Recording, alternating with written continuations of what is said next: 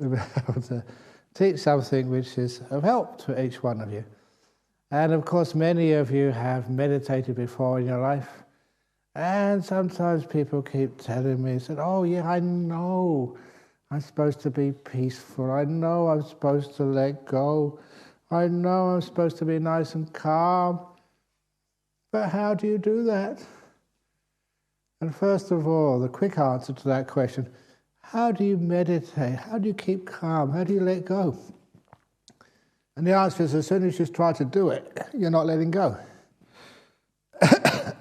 You're doing something. So the whole thing is learning how to put things down. I've sold this simile so many times, but it gives me an opportunity to take a glass of water and have a drink. How do I let go of the cup of water? Simply just put it down and leave it alone. Can you put down a cup of water? Has anyone taught you how to do that? That's what you do when you let go in meditation. You stop trying to control things. You leave it alone. You make peace. Be kind, be gentle. And for those of you who don't know, that these are three of my favourite phrases. Because that's the second factor of the Noble Eightfold Path. Sometimes I have to keep saying this to make sure that people understand. I don't just make this up for myself because it's convenient. This is actually how the Buddha taught. The second factor of the Eightfold Path is to let go, make peace, be kind, and be gentle. And that's such an important part of the practice of meditation and also the practice of how to get enlightened, if that's what you want. But sometimes you see that people can be just so not kind, but really fierce on themselves. I don't know, you may have slept in this morning. So what do you do if you slept in this morning? Do you decide, okay, I slept in this morning, I better not eat today? Has anyone done that before? Not me. My meditation is really good. So you're not harming yourself. You're being very gentle to yourself and kind to yourself. You find that's a beautiful way of learning how to let go. First of all, it seems to be counterintuitive. If I just let go, what will happen? Everything will go wrong. But there's always wonderful stories. And I love stories. And they're some of my favorites. And even though the terrible thing about things being recorded and going on Zoom and having all these recordings available for people, it's very hard to get a new story because people have seen it so many times. But anyway, here it comes.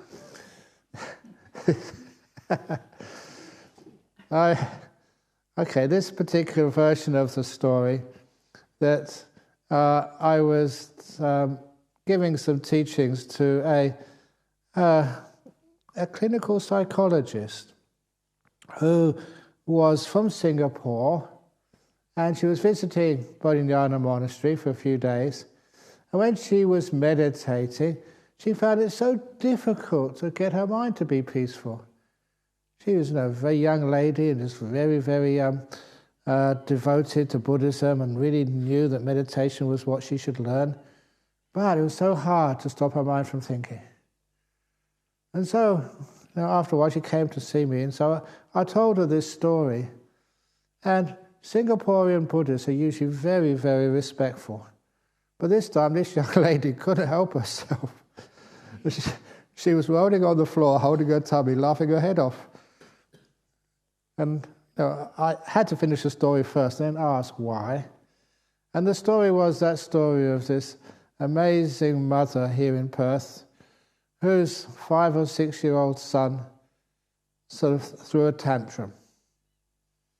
and told her mummy, "Mummy, I don't love you anymore. I'm leaving home." Now, some of you mothers might have faced that before, fathers as well. Your child just doesn't love you anymore, throws a tantrum, "I want to leave home." It's only 5 or 6. So this mummy, she was just so smart. She was full of emotional intelligence. So what she said was, "Okay, darling, I'll help you pack." Now, many of you may have thought that's a good idea, but haven't had the courage to do it. To help your son pack when he wants to leave home the first time. So she helped him pack a little suitcase and said to him, "Before you go, please let me give you something to eat, because life is a long journey. You've got to have something to eat." So made his favourite sandwich and maybe, I don't know, something else like a donut or something, packed in a nice paper bag, and at the doorway of her house she kissed her son goodbye. "Have a lovely life, darling. Please don't forget to keep in touch." And waved him off as proudly carrying a suitcase and a brown paper bag with his lunch, walked down the garden path, opened the gate, turned left, and went off into his life. For the first time he'd ever left home by himself. 5 or 6 years of age.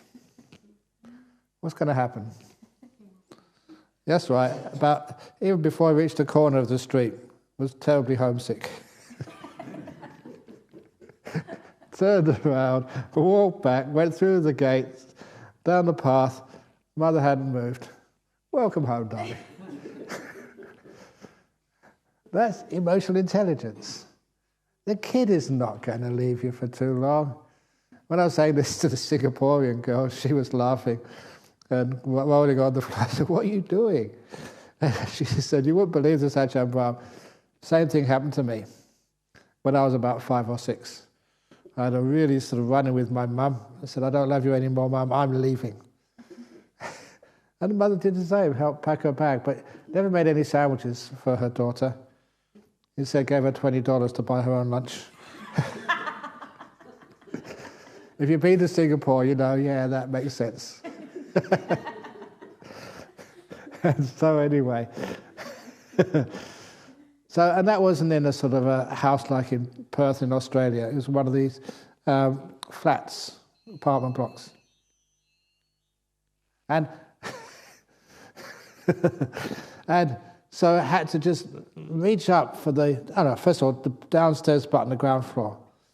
So the mum waved her off at the elevator door. "Bye-bye, darling, have a wonderful life."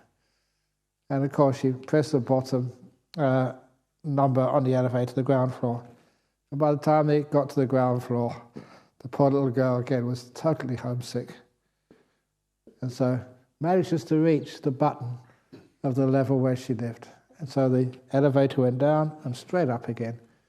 And when the doors opened, Mother was there. "Welcome home, darling." Now, isn't that a beautiful way? Because there's no bad feeling afterwards. You lock the kid in the room, you tell it off, you give it all sorts of punishments or whatever. What does that do? That doesn't solve the problem.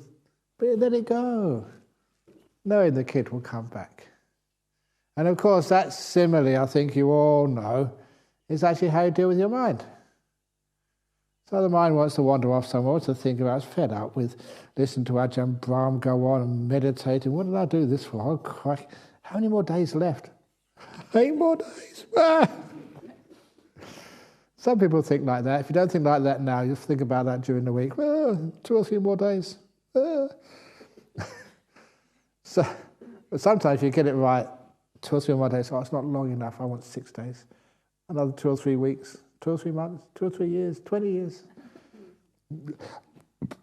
But when you let people go, you let your mind be, you're caring for it. If it wants to go, fine, off you go, mind. What do you want to think today, mind?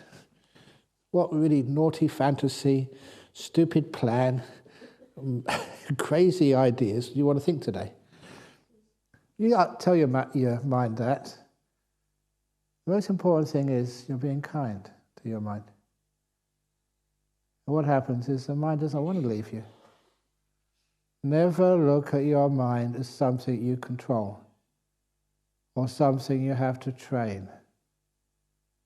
It's not yours, your mind. That's repeated so often in the Buddhist sutras. Not me, not mine, not a self.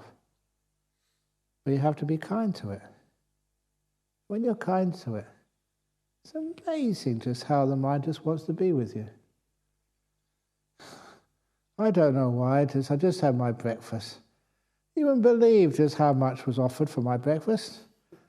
It's a big table there, but the table was almost not big enough. There's only one of me. Well, maybe 1.5.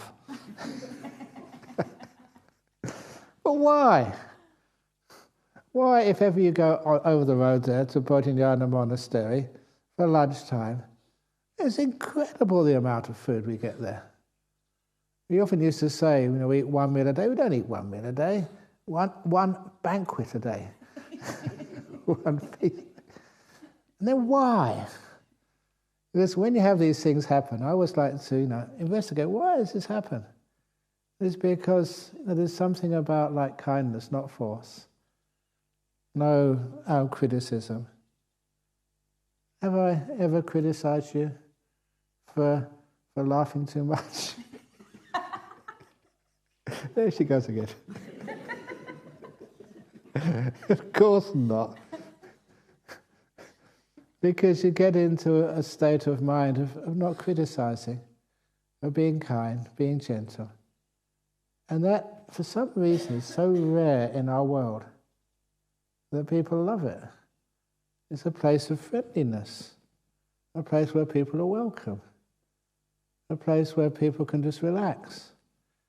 They're not told off when they do something wrong. What was that story? Whatever stories. They're old stories, but sometimes at my age, we call them golden oldies.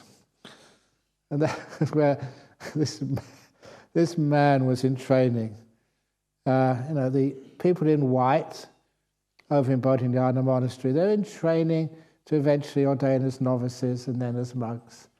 And this young man was in training, and part of the training was keeping 8 precepts. And one of those precepts is not eating in the afternoon or evening or at night time. So this is only a young man. This was wanting to become a novice or a monk eventually. But what's it like as a young man? In the afternoon, evening, you can't eat. He was getting so hungry. He said, I can't eat. He said, it's against the rules. But you know what it's like? He found himself in the kitchen and no one was around. Everybody was meditating somewhere. So he opened the storeroom and the refrigerator. Oh, there's some bread there. And so he made himself a sandwich. Worse than making himself a sandwich, he ate it at night time. Now, this is not an invitation for you to do the same here in Jhana Grove. But anyway, he ate his sandwich in the evening. And the following morning, he came up to me and said, "Oh, Ajahn Brahm, I'm terrible. I probably would throw me out of this monastery. I did something terrible last night." And I think this was actually what I said to him, first of all. I said, well, who did you kill? Well, that's terrible, He said, no, I didn't kill anybody. He said, I made myself a sandwich and I ate it. And this poor young man, he felt so sorry for him. He said he didn't sleep all night with the guilt of eating a sandwich in the evening. And so then I told him, I said, look, eat more at lunchtime. You shouldn't get used to eating the one meal a day. I've been doing one meal a day for 46 years. It's all right for me, and I'm reasonably healthy, and I eat too much. But nevertheless, it's good enough. And said, eat more at lunchtime. And number 2, if there is in the evening time you feel hungry, there's all these we can't call them allowables. I call them loopholes. All the loopholes you can eat in the evening. And there's heaps of them. You just go in there this evening at 5 or 6 o'clock whenever you have your tea time. I said, was this allowable? Yeah. So you have your loopholes. I said, eat those. And then he came up to me, and I'm really thankful that he did this and asked me. He said, Ajahn Brahm, that's not good enough. What do you mean? He said, look, he said, if you don't give me some penance, some punishment, I know my character, he said, I'll just do it again. Yes, I can have cheese and chocolate and honey and goodness knows what else, but, he said, I prefer sandwiches. So I said, I'll get in there and I'll eat it again. You have to give me some penance to be afraid of. And it was just wonderful coincidence. So that morning I was reading this book by, I think it's Robert Hughes, The Fatal Shore, about the early history of Australia, the colonists and the convicts, and what they used to do to those convicts. It was gross, so cruel. I said to this young man, I said, okay, I've just been reading about traditional Australian punishments. So I decided that if you want a punishment, I will give you 50 strokes of the cat. You know that really terrible whip they used to use?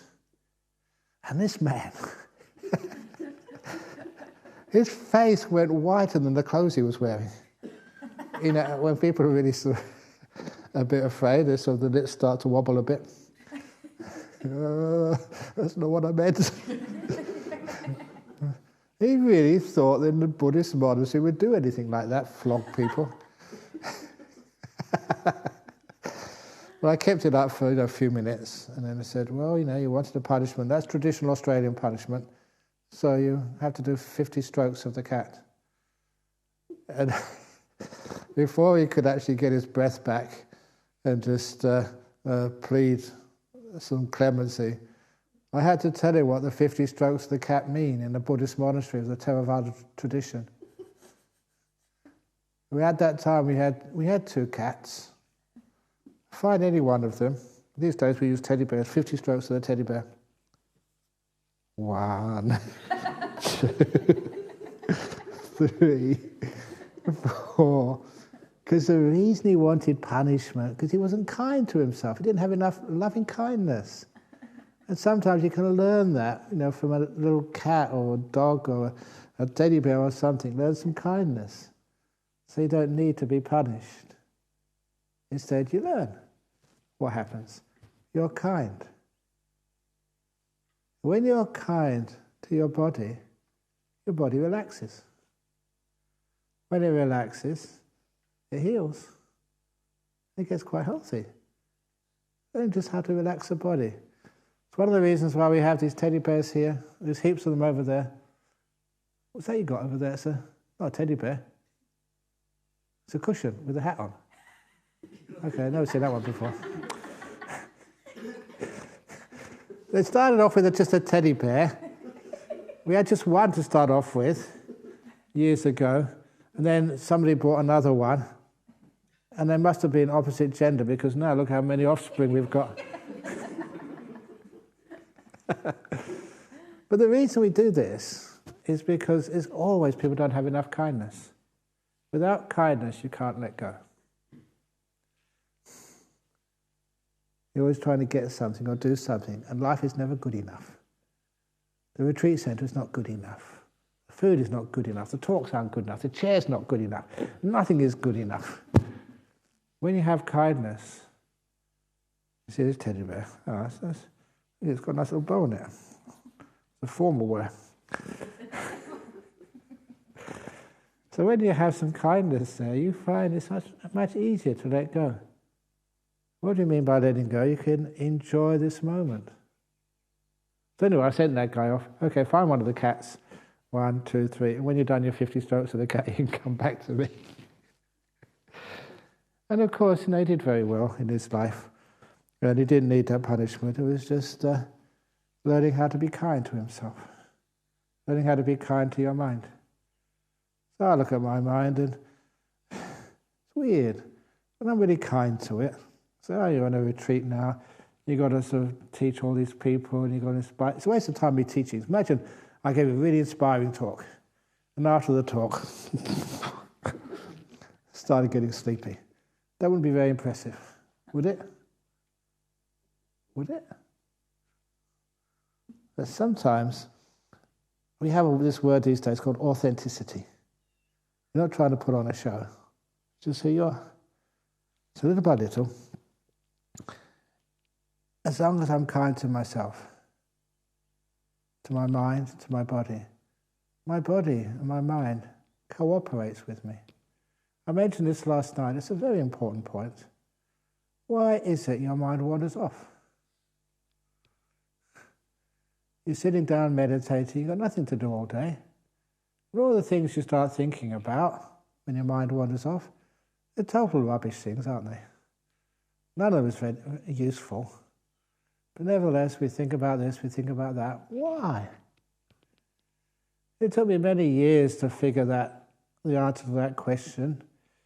And I, like many other people at the time, thought, if my mind wanders off, catch it and bring it back. It wanders off again, bring it back again. Wanders off again, bring it back again. Wanders off again, bring it back again. After about 6 or 7 years of that, and that's meditating all the time, you get a bit sort of, no, this isn't working. So why? And that's when I love similes from my real life, because with similes you can relate the problem to yourself and to others, and the solution's obvious. And this is a simile of you getting the telephone call on your mobile phone. You know, on a sort of Saturday afternoon, Sunday afternoon, you get this call from a friend and say, hey, are you free this afternoon? I say, yeah, I'm free. And he said, why don't you come to this coffee shop, this new coffee shop, which I really, really like. They make really excellent, this is where I get a bit lost because I don't go to coffee shops. Is it flat whites? Is there such a thing as a flat white? Yep. There is. Yay! Okay. I do delicious flat whites. You don't really like flat whites. And we said, and also they get this amazing chocolate chip muffins. You don't like chocolate chip muffins. And your friend says, we can sit in the back. You don't like sitting in the back, you like sitting in the front. And we can talk about politics. You know, none of your stupid spirituality, because politics is important. You know, it creates a lot of prosperity and stops wars and stuff, or creates wars. And I've got an hour, says your friend. And they call you up. They invite you to go to their coffee shop to eat what they like to eat, not what you like to eat. They don't even ask you what you like. And to eat their favourite, what do you call them, snacks, and to talk about what they want to talk about, for how long they want to sit there. And what would you do? Somebody did that to me, called me up and told me where they wanted to invite me, what they wanted to give me to eat, and what they want to talk about. I would try to escape any means possible. Because in that story, I said, well, you say, oh yes, I just remembered I've got to go to the dentist this afternoon. So, oh, and maybe next time. So anyway, so you hang up, and because you're a Buddhist and you keep your precepts, you ring your dentist to make an appointment that afternoon. and then just after you made the appointment, another friend calls. And the other friend says, oh, are you free this afternoon? And he said, oh, no, I've got a dentist appointment. Oh, it's such a shame. You know, you always tell me about your favourite coffee shop, you know, where they make this amazing cappuccino. 2 cappuccinos, correct? I need to do more research and go to more coffee shops. I drink tea.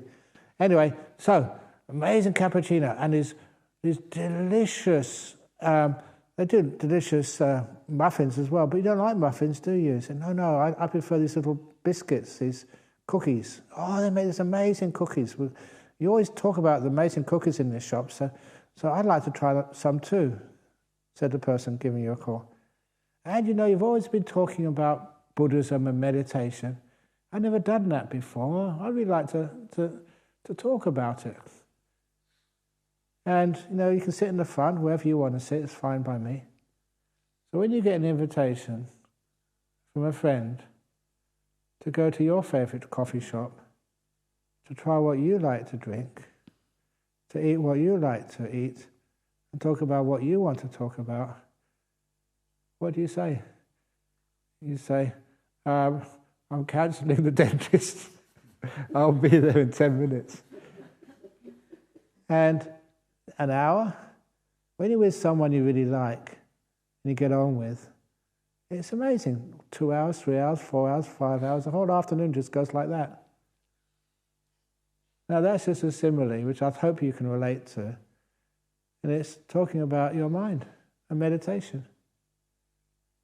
When you sit down and close your eyes, and Ajahn Brahm says, keep your back straight. Ajahn Brahm says, watch your breath. Okay? If your mind wanders off, bring it back. If it wanders off many times, bang. If you treat you like that as a control freak, your mind tries to make another appointment. Any fantasy, plan, memory, anything to get out of doing what you're told to do. But instead of that, if you're kind to your mind, so you ask your mind, what do you want to do next hour, half an hour? You ask your mind that. And often the mind says, what, you really care what I want to do? You're not telling me what to do. And so often in my life that's happened. Now, once I really understood what the mind is and how it works, is to be kind to your mind. So sometimes I ask my mind, how are you feeling today? Do you want to meditate? And the mind says, well, you mean chilling out with you? So yeah. So my mind and I have just this wonderful relationship. We spend such wonderful hours together in the cave, just chilling out together. My mind and I, like best friends. You got a best friend in life? What are they like? When you have a few moments, you sort of sit down with a cup of coffee or just chill out together in one of your houses or something, and time just goes past, like time doesn't exist. And I've developed that relationship with my mind over many years. When it comes to meditate, I close my eyes, say, bye-bye all you lot.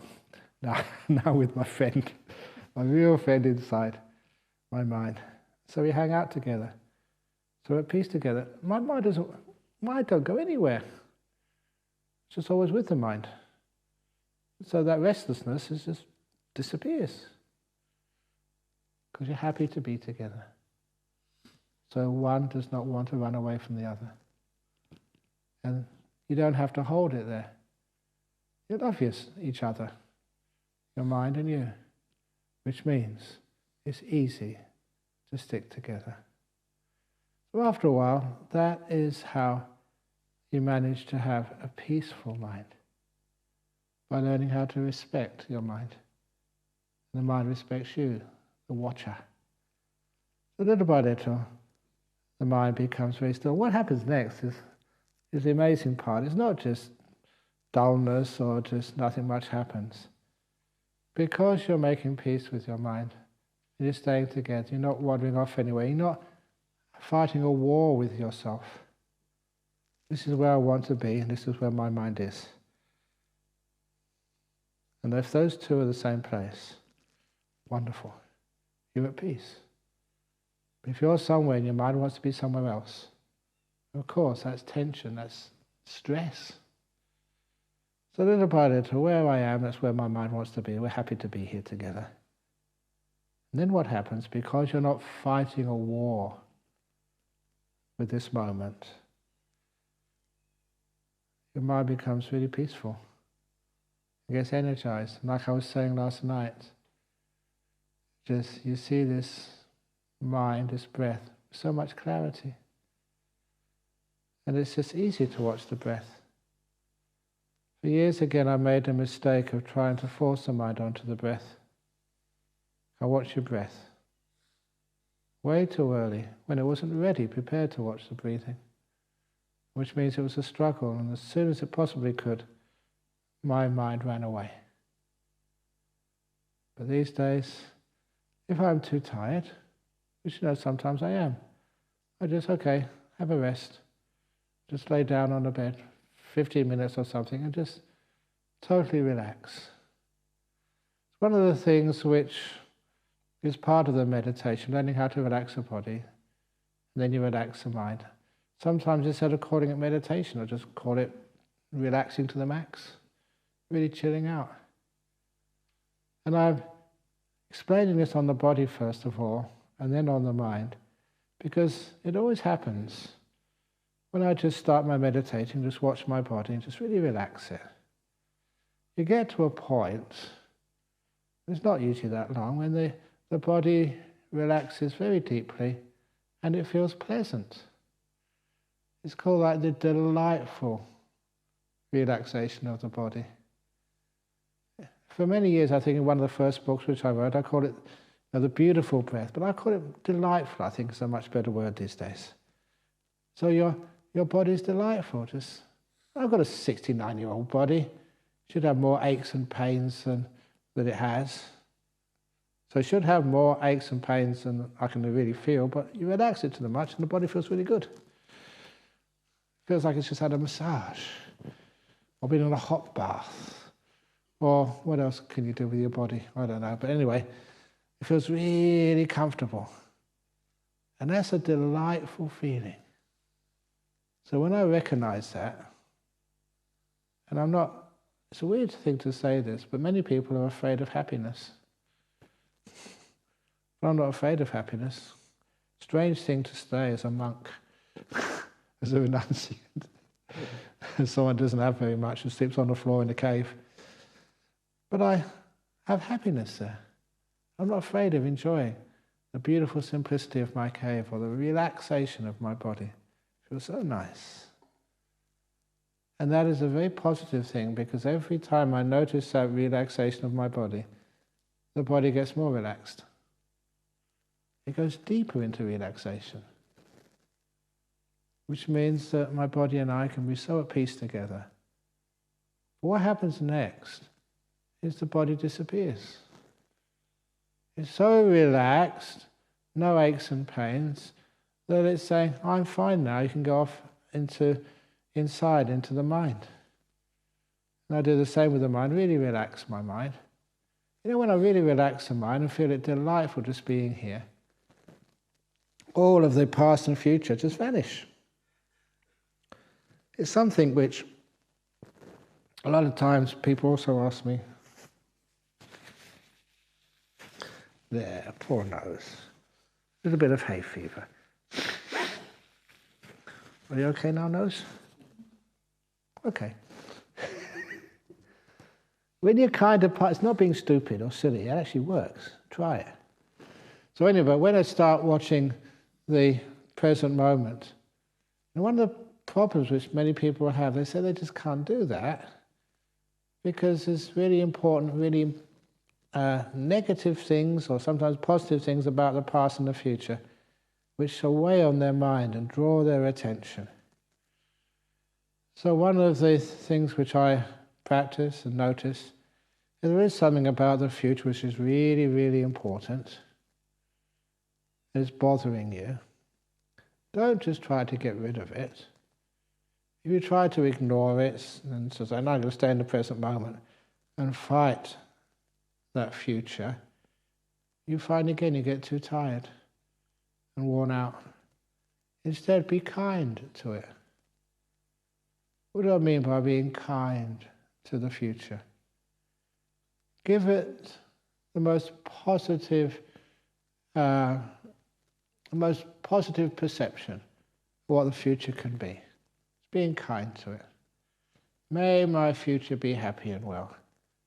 May all my difficulties and problems just get less. May my tumours get smaller. May my boss get kinder when I go back to work on a few days' time. May my husband miss me so much when I'm on this retreat. He's much kinder to me when I go back. May, I don't know what, but think of the future with a positive mind. I call it like being kind to the future and softening it. It does become soft. But if you have like animals in the forest, there's many wild animals in this forest. And actually, someone the other day, they said that they saw a group of pigs in the forest here. Wild pigs. In all the years I've been here, I've never seen any wild pigs. And I thought, is it because... why? And I think probably because people here are so kind that maybe the animals feel this is a safe place. So maybe they come because of the kindness here. It softens them. There is a snake who lives around here somewhere. We see him every time, but it's a bit too cold at this time, so the snake is probably still sleeping somewhere. It's a beautiful snake. So it really likes being patted on the head, but please don't do that. Now you see these animals, and some of them are very dangerous animals, so people say. But if you're kind to them, and you let the animals, they do what they want to do, you do what you want to do, but just go separate ways. The animals feel they're not threatened here. They don't feel fear when you just notice them and watch them. You can leave them alone. There was this one anagarika once, just a little bit to the west of this hall here, but still in a Jhana Grove property. He was sitting down in the forest, just meditating, nice and peacefully, and he heard a sound, and there was a group of emus. And one of the emus came up to him. Now, if ever you've seen an emu, they're very skittish. They can't walk slowly, and they're always sort of jumping up and down, and very frightful. But one of them, they saw this man in white, just sitting quietly on the ground. And of course, what do the animals do? They came up there and sniffed him. It was wonderful being sniffed by an emu. They sniffed and they went away. So there's so many wonderful things like that. If you're not afraid and don't overreact and are peaceful to things, you soften the reaction of the wild animals in the forest.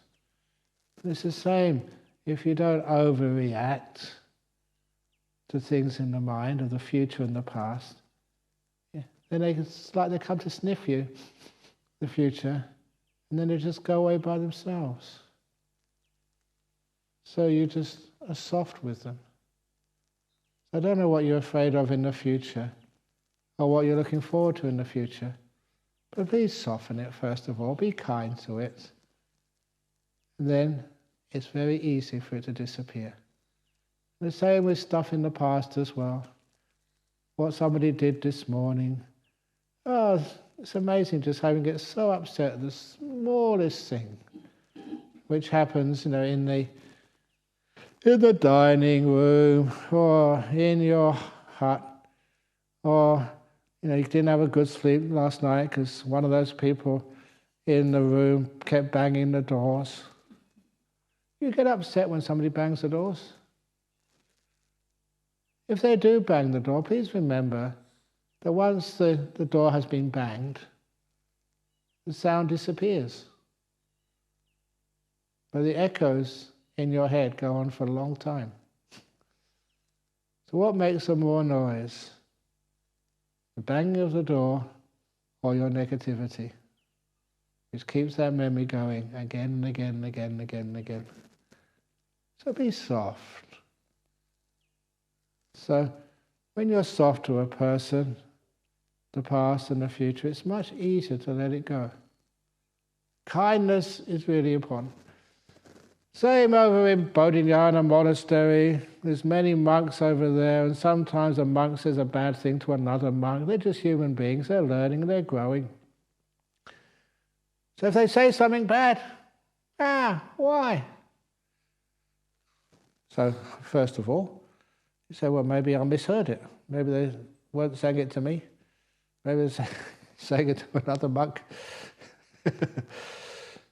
So try and be so soft to give the benefit of the doubt to the other beings. And it becomes so easy to let go of the past and let go of the future. Now what happens when you are kind to all these thoughts? You don't sort of criticize them or criticize yourself. You're kind to them.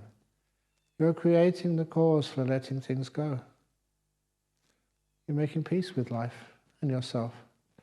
And the kindness means just like the animals, the snakes may come up, visit you, and then go away again. And this is a strange story. It hasn't happened to me, but this happened to my preceptor. He told me this story so many years ago, that he was just learning how to meditate. And so he was meditating in a coconut plantation close to the monastery. And a nice, good meditation. When he came out afterwards, he realized there was something in his lap. It wasn't a teddy bear, it was a snake. The snake had come and seen this monk meditating nice and quietly, and decided that a monk's lap has got two important qualities. One, it's safe, and two, it's warm. So the snake crawled itself up in the monk's lap, having a nice little rest. And when the monk opened his eyes and he saw that was a really venomous snake. When he was a layperson, he'd run a mile from a snake like that. And it was actually in his lap. And so he told me, he thought, poor snake. He's having a nice rest. I don't want to disturb him. And what was surprising for him, that he had no fear at all from that snake. And he was totally at peace with it. That's what meditation does. It calms your mind down so much you don't have fear. And so it was just in his lap, and he waited there for a few more minutes. Then the snake decided it had enough of a rest, and this went away again. All human beings need a rest, a nice quiet place. This old story comes up about the lady over in, I think it was San Francisco or somewhere around that area. And when she came home one day, she had all the shopping, so her arms were full of bags of shopping. And she managed to get the key out and open the front door of her house. And when she opened the front door of her house, this big dog ran past her and into her house. It wasn't her dog. She didn't know who the dog was. It just went straight into her house. And she couldn't stop it because her hands were full of the groceries from the supermarket. She'd done her shopping. So she put the shopping on the kitchen table as soon as she could and went looking for the dog. And the dog was actually curled up in a corner of her house, just quietly sleeping. It went to sleep so quickly. It was a nice little dog. It was clean, had a collar on, so it wasn't really like a wild dog or a stray dog, but she didn't know where it came from. So she just let the dog sleep there for an hour or two. And after a couple of hours, the dog woke up, came to see her, woof, and she let it out, and the dog went away. The dog came back the next day, same time. So she let it in, and it went to a nice corner of the house, and just slept. After a couple of hours, she let it out, and it went away again. And this happened about 3 or 4 days in a row. And she thought, this is really weird. Where does this dog come from? It was clean, it was well fed, and it's obviously, had an owner somewhere. So she was smart enough to notice, because the dog had a collar on it, that could be the way she could find out. So she, on a piece of paper, she wrote, "This is a wonderful dog. I don't know its name, I don't know where it's from, but it's come to my house every afternoon, a couple of hours in the afternoon for a sleep. And it's quite welcome." I just was quite interested, where's this dog from? She wrote on a piece of paper, folded it up, and tucked it in the collar. so that the dog, when it went home, it carried the message with it. And the next day when the dog came back again, there was a reply. No smell. And the reply was, "This is my dog, and it lives a couple of blocks away in my house. And please excuse me," he said, "with a very talkative wife, about 5 children, 2 of which are under 5. And this poor dog doesn't get any rest." He said, "It comes to your house for a bit of peace and quiet. Signed the owner, P.S. Can I come too?"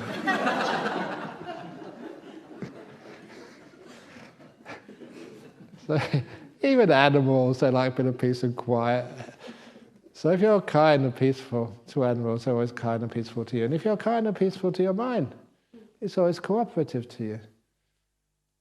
So one of the ways to meditate, and this is serious, is when you start your meditation, ask your mind, "Mind, what do you want to do the next half an hour or an hour?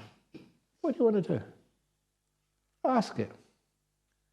You've lived a long time with your mind. I think you should pretty much understand its answer. Sometimes your mind will tell you, "This is too early, I need to go back to bed." And I've done that for so many years as a monk. And I've had a really nice sleep, got up in the morning, done my meditation, done the breakfast, done a few chores. And I ask my mum, "What do you want to do?" And he says, "I want to go to bed." It's weird sometimes because I wonder why. But I don't question my mind. If that's what it says, okay. And I know my mind, when my mind's making it up, when it's really true. And I go to bed and you go to sleep very quickly. Half an hour, 45 minutes later, you wake up and you feel great. I don't know why, but I'm pretty sure these days that it's because my mind knows there's some sort of sickness or illness which is beginning to happen, and it wants to stop it before it gets too bad. Just take a rest, and I can sort it all out, says the mind. And I trust that mind, and I do that. And Venerable Ananda, when was the last time you saw me sick? Sorry? When was the last time you saw me sick? Thank you for being honest. And sometimes it wonders me, how come I'm really healthy? And that's one of the things which I do. I listen to my mind, listen to my body. And I trust it. Because I'm kind to it, it's kind to me. We work together pretty well. Very simple thing. So when instead of the mind wandering off all over the place, you've got a good attitude in relationship with it. The coffee shop simile, the first person who tells you what to do, where to go, how to do it, for how long, that's called control freak. You're going to sit here for 1 hour now, and you're going to watch the breath, and you're going to sit this way, not that way. Now, if that's actually what you tell yourself, that's control freak. And you find after a while you get so tense. There's no peace, no happiness. You just, after a while, you don't want to do that anymore. Second person is kindness. What do you want to eat? What coffee do you like to drink? Where do you want to drink it? What do you want to talk about? You find that you can stay with that for a long time. So actually what happens then? You soften the past and soften the future, and the future and the past is, it's not compelling anymore. You're just staying in the moment. Just being here right now. And that just brings me on to what I really should have started talking about at the beginning. Is what I, for want of a better word, call the Emperor's 3 Questions meditation, which I do so often these days to begin the meditation. Emperor's 3 Questions, a famous story. I hope you all know it. If not, you can ask a question. I can tell it again this evening. But it's a beautiful story from, again, Leo Tolstoy. And when is the most important time? Obvious answer now. Who is the most important person? The one right in front of you, whoever that happens to be. And what's the only thing to do? The most important thing to do is to care.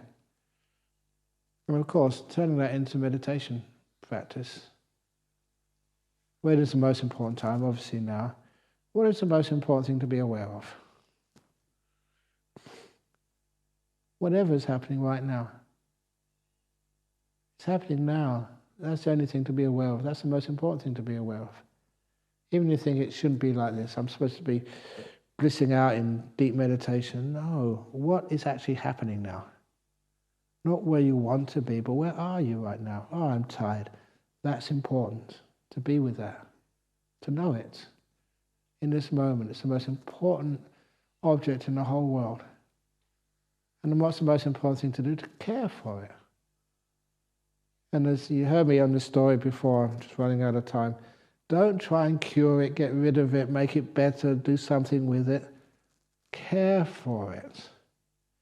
As you care for a little snake on your lap. Or you care for a little mouse which comes into your room. Or a little cockroach. The cockroach is just going around doing its thing. Cockroaches are very helpful, they clean up for us. So you don't need to do the sweeping yourself.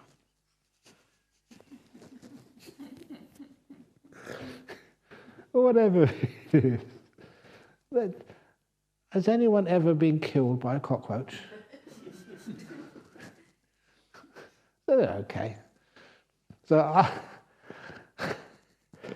after a while, whatever's in front of you is really important, and care for it. When you do that in your meditation, it's just so brilliant.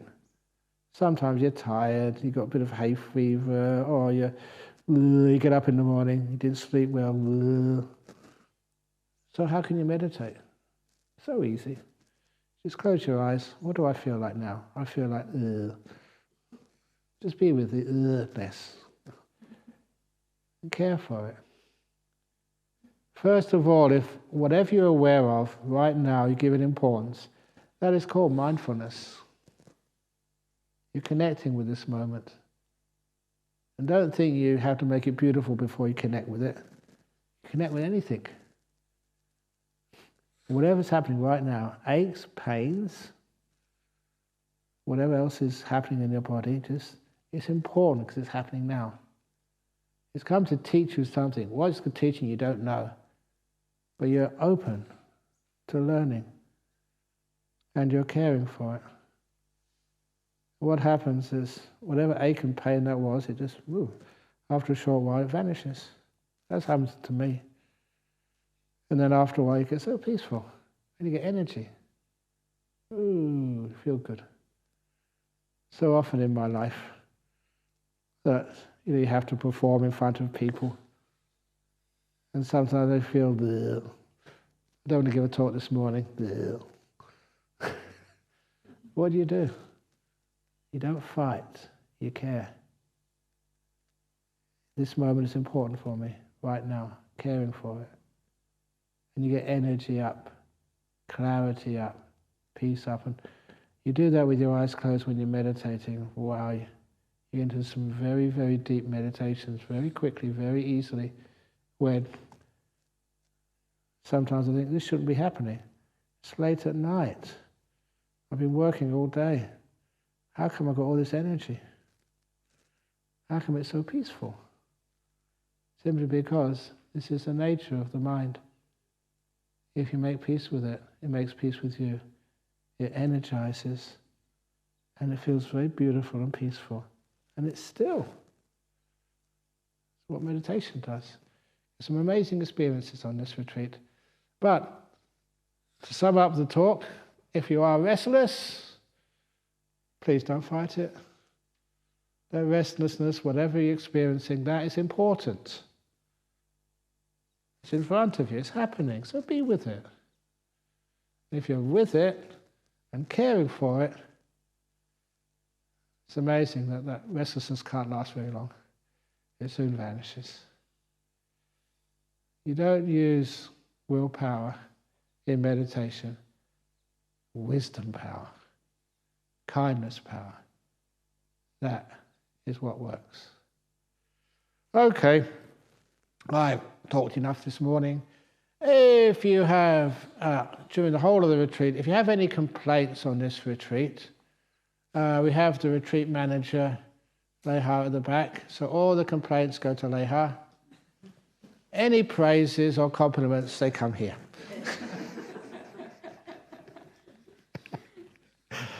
No, there's a question time this evening. So if you want to write those questions on a piece of paper outside, then I will attempt to answer them this evening from 8 to 9. Please don't write too many questions because there's quite a lot of you. And I really try my best to answer most of the questions. So if you want to go to bed early tonight, please don't ask so many questions. It's your fault. Okay, I think that's enough for today. So, sadhu, sadhu, sadhu. Very good, excellent. So enjoy today, see what happens. Yeah, sorry? You saw, okay. It's important, we saw. Okay, and the interviews start tomorrow, Sunday, when you have something to be interviewed about, hopefully. And so now it's free time until lunchtime. Excellent.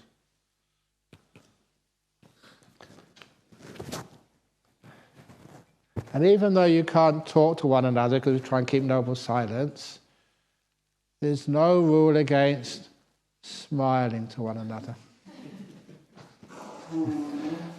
It makes people feel that they are recognized and valued.